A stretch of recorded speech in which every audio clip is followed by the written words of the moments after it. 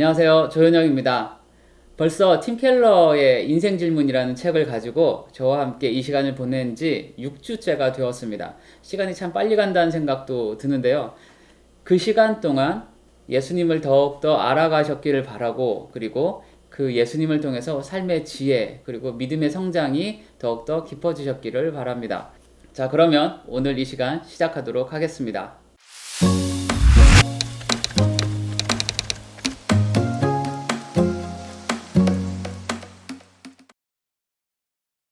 네, 여러분, 오늘 제가 여러분과 함께 나눌 이 시간의 제목은 궁극의 적입니다. 궁극의 적이라는 제목으로 이 시간을 나누게 될 텐데, 궁극의 적 하니까 떠오르는 이름이 있으시죠? 네, 맞습니다. 사단입니다. 그 사단에 대해서 오늘 살펴볼 거고요. 그리고 사단이 어떻게 악한 일을 하는지, 그 사단의 방법도 우리가 잠깐 보게 될 거고, 그리고 사단과 맞서 싸우는 영적 전쟁에서 우리가 예수님을 살펴봄으로써 어떻게 승리할 수 있는가에 대해서도 한번 보려고 합니다. 그래서 이 시간을 통해서 여러분과 제가 다시 한번 하나님의 강한 군사로 세워지는 시간 되기를 바랍니다. 네, 먼저 우리가 읽고 시작할 오늘의 말씀은요, 마태복음 3장 13절부터 4장 11절까지입니다. 그런데 말씀이 좀 길어요. 그래서 제가 두 부분으로 나누어서 핵심이 되는 곳을 먼저 읽고 시작하도록 하겠습니다. 마태복음 3장 16절부터 17절을 먼저 읽어드리겠습니다. 예수께서 세례를 받으시고 곧 물에서 올라오실새 하늘이 열리고 하나님의 성령이 비둘기같이 내려 자기 위에 임하심을 보시더니 하늘로부터 소리가 있어 말씀하시되 이는 내 사랑하는 아들이요 내 기뻐하는 자라 하시니라. 네, 이제 두 번째 부분은 마태복음 4장 1절부터 4절입니다. 그때 예수께서 성령에게 이끌리어 마귀에게 시험을 받으러 광야로 가사 40일을 밤낮으로 금식하신 후에 줄이신지라. 시험하는 자가 예수께 나와서 이르되 내가 만일 하나님의 아들이거든 명하여 이 돌들로 떡덩이가 되게 하라. 예수께서 대답하여 이르시되 기록되었으되 사람이 떡으로만 살 것이 아니요 하나님의 입으로부터 나오는 모든 말씀으로 살 것이라 하였느니라 하시니. 아멘. 예, 팀켈러 목사님은 예수님께서 이 세상을 변화시키고 바꾸시기 전에 하셨던 두 가지 준비 작업이 있다고 이야기를 합니다. 첫 번째는 세례를 받으시는 거였고, 두 번째는 사단에게 시험 받으시는 거였습니다. 그래서 오늘 마태복음 3장과 4장을 보시면 이 두 사건이 서로 이어져서 나오는 것을 우리가 보게 됩니다. 성경에 보시면 그때라고 이야기가 나와 있는데요. 팀켈러 목사님은 이 그때라는 말은요, 그래서라는 말과 같다고 합니다. 그렇기 때문에 예수님께서 세례를 받으시고 그래서 사단에게 시험을 받으러 가셨다라는 말로도 우리가 이해를 하게 됩니다. 그렇다면 예수님께서 받으신 세례와 사단에게 시험받는 이것이 어떻게 연결되는가, 그것을 먼저 우리가 보도록 하겠습니다. 첫 번째로 우리가 세례를 먼저 살펴보겠습니다. 세례는요, 예수님께서 하신 모든 일들 중에서 사복음서에 공통적으로 나오는 사건입니다. 그만큼 복음서들이 중요하게 생각했던 것이고 예수님의 사역에 있어서도 굉장히 중요한 출발을 의미하는 것이기도 합니다. 그래서 이 세례가 굉장히 중요한데, 이 세례를 통해서 하나님은 예수님을 가리켜서 나의 사랑하는 아들이고 나의 기뻐하는 자라 라고 선언을 하시죠. 그리고 성령께서는 비둘기처럼 예수님 위에 임하시는 모습을 우리는 보게 됩니다. 이것을 통해서 우리가 알 수 있는 것은요, 예수님이 누구신가를 증언하는 분이 사람이 아니라 바로 하나님이셨다는 사실을 우리는 기억해야 되고요. 또 하나는 예수님께서는 사역을 시작하시기 전에, 그분의 공생애가 이제 시작되기 전에 한 가지를 확인받고 시작하시는 겁니다. 뭔가 하면 그분 자신의 정체성이에요. 하나님의 아들로서의 정체성이고 하나님을 기쁘시게 하고 그 하나님으로부터 사랑받는 자로서의 정체성, 그것에 뿌리를 내리고 그분은 사역을 시작하게 되십니다. 왜냐하면 앞으로 예수님께서 이 땅에서 감당해야 될 모든 사역들은요, 하나님께 뿌리내리지 않으면 할 수 없는 사역들이기 때문에 그랬습니다. 그래서 예수님은 사역을 시작하시기 전에 하나님의 사랑, 그 사랑을 확인하고 하나님이 얼마나 지금 예수님을 기뻐하시는가를 확인받으셨던 겁니다. 그런데 이 사건 이후에 하나님께서 너는 나의 사랑하는 아들이고 내 기뻐하는 자라 라고 말씀인 이 사건 바로 직후에 마태복음 4장 1절은 예수님이 성령에 이끌려 사단에게 시험 받으러 광야로 들어가시는 이야기를 우리에게 들려줍니다. 바로 직전에 하나님의 그 사랑과 기쁨에 겨운 외침이 채 가시기도 전에 예수님은 광야로 들어가시는 거예요. 성령께서 예수님을 그렇게 광야로 이끌어 가시는 겁니다. 그리고 거기서 무엇을 하신다고요? 사단에게 시험을 받게 되시는 거예요. 그래서 팀 켈러 목사님은 바로 이 지점에서 우리의 신앙을 이야기합니다. 우리가 하나님을 믿고 예수 그리스도 안에서 하나님의 자녀가 됨으로 인해서 그분의 기뻐하시는 사람들이 되었죠. 그런데 그렇다고 해서 이것이 우리의 모든 행복과 우리의 모든 성공과 우리가 필요한 모든 만족을 보장해 주는 것이 아니라는 거예요.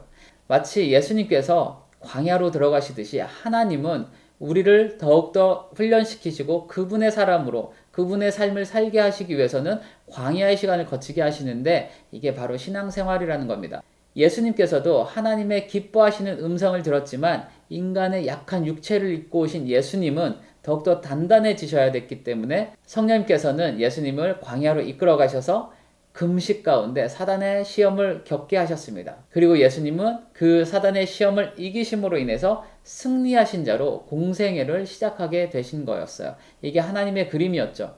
우리도 마찬가지라는 거죠. 하나님께서 우리가 승리하는 그리스도인의 삶을 살도록 하시기 위해서는 광야라는 시간을 주신다는 겁니다. 그래서 첫 번째로 우리가 기억해야 될 것은 우리가 하나님의 기뻐하는 자라 이 음성을 가지고 살아가되 하나님께서 우리에게 광야의 시간을 주신 것은 우리가 더 큰 삶, 하나님이 원하시는 기뻐하시는 삶을 살도록 하기 위해서라는 것을 기억하셨으면 좋겠습니다. 네, 예수님의 세례와 광야에서 받으신 시험이 어떻게 연결이 되는지 우리가 그것을 짧게 나누었고 그것이 오늘 우리에게는 어떤 신앙적인 의미가 있는지 그것을 통해서 어떤 하나님의 뜻을 발견할 수 있는지 그것을 잠깐 나눴습니다. 그런데 오늘 팀 켈러 목사님이 정말로 중요하게 생각하는 것은 앞서 제가 말씀드린 제목과 같아요. 궁극의 적, 사단과 악의 문제에 대해서 오늘은 다루고 있어요. 팀 켈러 목사님이 이렇게 문제 제기를 하십니다. 오늘날 우리가 살아가는 이 사회가, 이 현대 사회가 너무 무지하다는 거죠. 특히 영적인 것에 대해서 많이 무지하다고 이야기하고 있습니다. 물리적인 세상에 너무 익숙해져 있고 그리고 과학적인 것이 오늘 우리 살아가는 이 모든 세계를 다 설명해 줄 것 같은 그런 생각을 가지고 살아간다는 거죠. 그러다 보니 영이라든지 혼이라든지 귀신의 존재나 천사들과 같은 이런 영적인 존재, 영적 세계에 대해서는 사람들이 갈수록 무지해져 가고 있다는 것입니다. 그런데 이게 어떤 결과를 낳고 있는가 하면 사단과 그 악의 존재는 분명히 있는데 그들로 하여금 배후에서 더 악한 일들을 꾸미고 그들이 더 큰 권세를 갖도록 사람들이 그렇게 내버려 두고 있다는 거예요. 그래서 팀 켈러 목사님이 오늘 분명하게 강조하고 시작하는 것은 이 땅을 움직여가고 이 땅에 영향력을 끼치고 있는 사단과 그 악한 존재들은 분명히 있다는 것이고 우리가 그것을 알기 위해서는 성경을 봐야 된다는 거죠. 왜냐하면 성경은 오래되고 낡은 책으로 취급받고 있지만 그 악한 것들이 무엇인지에 대해서 그리고 우리가 그것을 어떻게 알아야 되며 어떻게 그것을 싸워 이길 수 있는가를 말해주는 유일한 책이라고 이야기하고 있습니다. 그래서 팀 켈러 목사님은요, 교회와 성도는 이와 같은 것들을 반드시 알아야 되고 그리고 이것을 통해서 영적 전쟁을 치러내야 된다고 이야기를 하고 있습니다. 그러면 이 영적 전쟁을 치르기 위해서 우리가 먼저 해야 될 게 무엇일까? 그 질문을 던지면 우리가 먼저 알아야 된다는 거예요. 우리의 적이 누구인지, 우리가 말한 그 사단이 누구고 그 사단의 전술과 전략이 무엇인지를 알아야 된다는 것입니다. 그래서 팀 켈러 목사님은 첫 번째 질문으로 우리의 적이 누군가라는 질문을 먼저 던집니다. 그리고 그 적에 대해서 사단과 악의 세력이라고 이야기를 하고 있는데요. 그들은 이 땅에서 일어나는 모든 악한 일들, 슬픔과 어둠의 일들의 배후에서 움직이는 초자연적인 존재들이라는 것이죠. 이들의 영향력은요, 모든 나라와 민족 각각의 개개인까지도 영향을 끼칠 만큼 광범위하고 복잡합니다. 그래서 우리가 쉽게 함부로 단정지어서 이야기할 수 없을 만큼 넓고 크고 깊다는 거예요. 그게 사단과 악의 세력들, 그들의 영향력이라는 것이죠. 그런데 오늘날 많은 사람들이요, 이 악의 문제를 굉장히 단순화시켜서 생각한다는 거죠. 뭔가 하면 악을 이야기하면 당연히 선을 생각하게 되죠. 그래서 사람들은 이분법적으로 생각한다는 겁니다. 악은 선과 싸우는 그 어떤 정신세계 정도로만 생각을 한다는 것이죠. 그래서 어떤 사람들은 하나님을 생각할 때도 이렇게 생각한대요. 선한 편에 있는 분이 하나님이시고 악한 편에 있는 분이 사단이라는 거죠. 이 하나님과 사단이 계속해서 싸우는 게 영적 세계, 이 정도로만 생각한다는 건데 여기는 함정이 있습니다. 뭔가 하면 하나님을 사단과 동등하게 생각하는 그런 불신앙적인 요소가 있어요. 성경은 하나님을 사단보다 절대적으로 높고 강하신 분이라고 이야기해주고 있죠. 그런데 이와 같이 이분법적에 빠지면 하나님에 대한 신앙이 축소됩니다. 하나님에 대한 믿음이 축소돼요. 사단과 하나님이 서로 대립하는 동등한 관계로 여겨지기 때문에 그리고 누가 승리할지를 몰라요.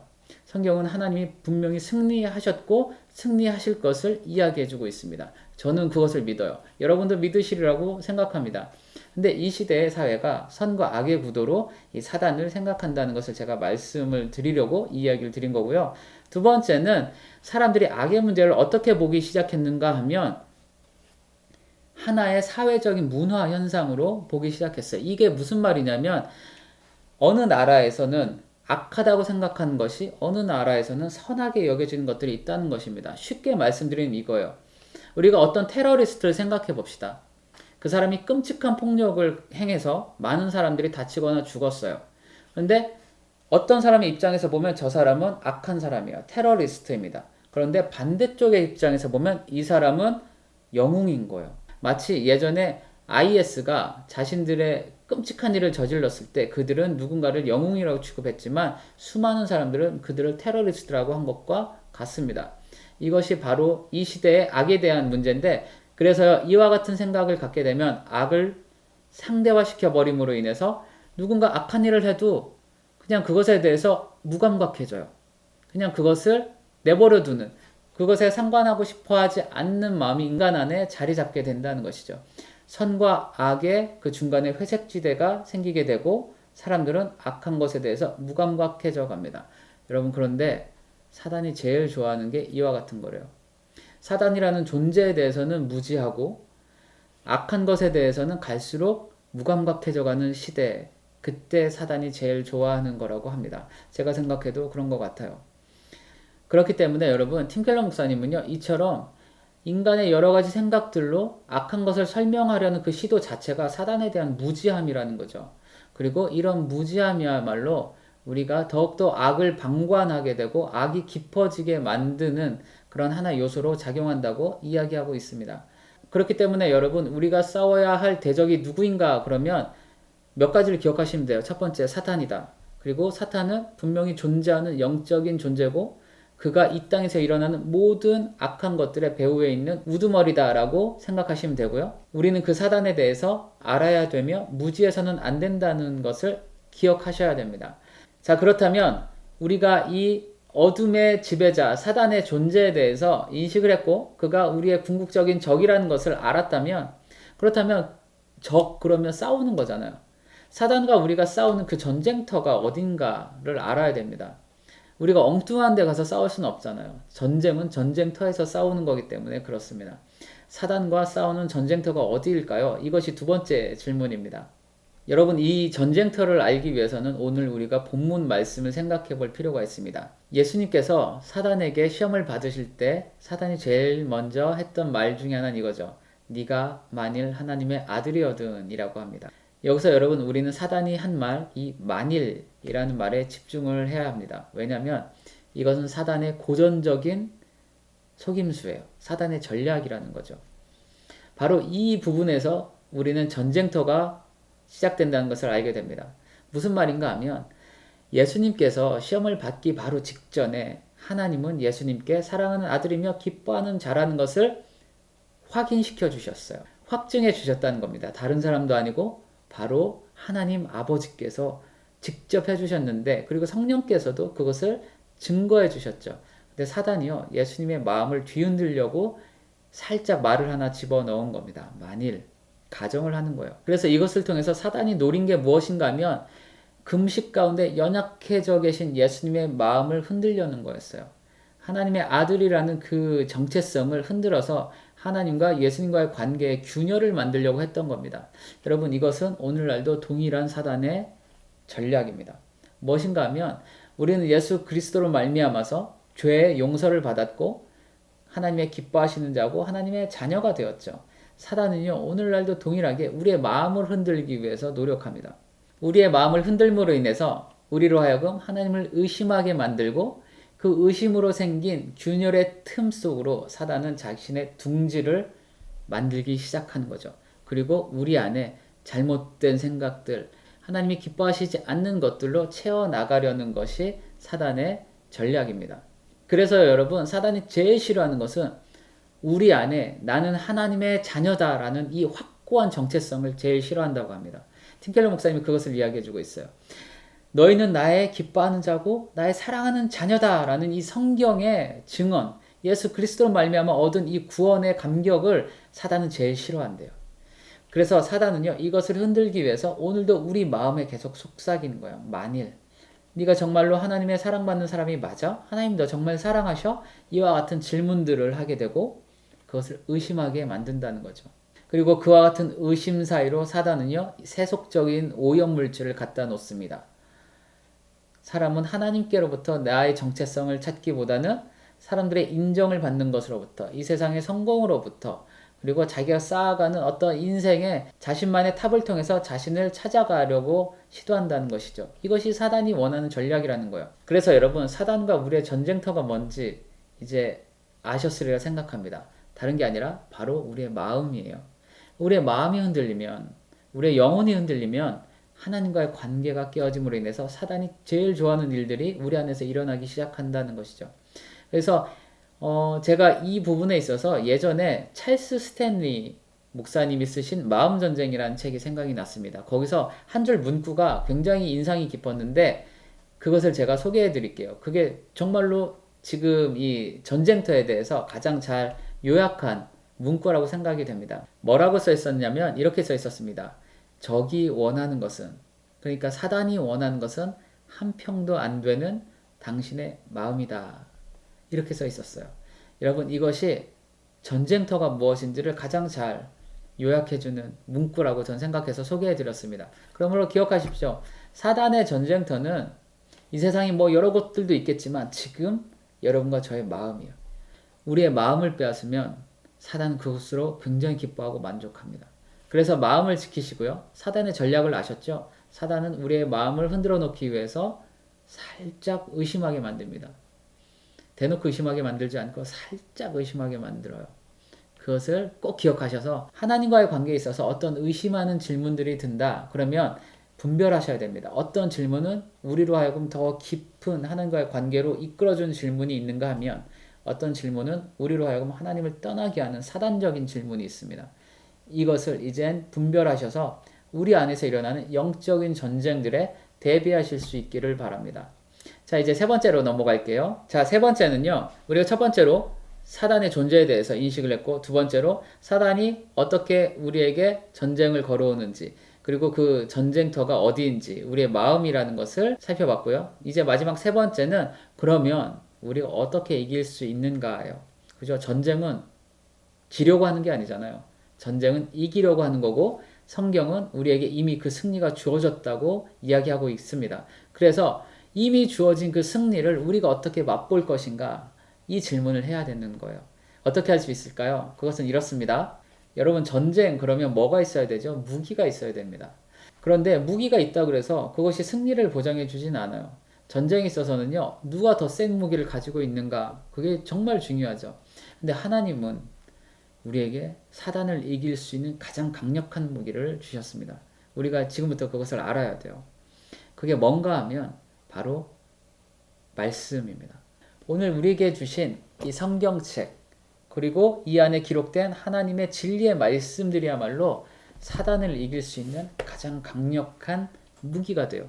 그래서 예수님께서 사단에게 시험을 받으셨을 때, 즉 돌이 떡이 되게 하라는 시험, 그리고 성전 꼭대기에서의 시험, 그리고 높은 산 위에서의 시험, 이와 같은 시험을 받으셨을 때 예수님이 사단을 물리치실 수 있었던 그 무기도 역시 성경이었습니다. 신명기서의 말씀들을 가지고 예수님이 사단을 물리치셨다는 것을 우리는 압니다. 여러분, 예수님은 그분 자체로 하나님의 말씀이시잖아요.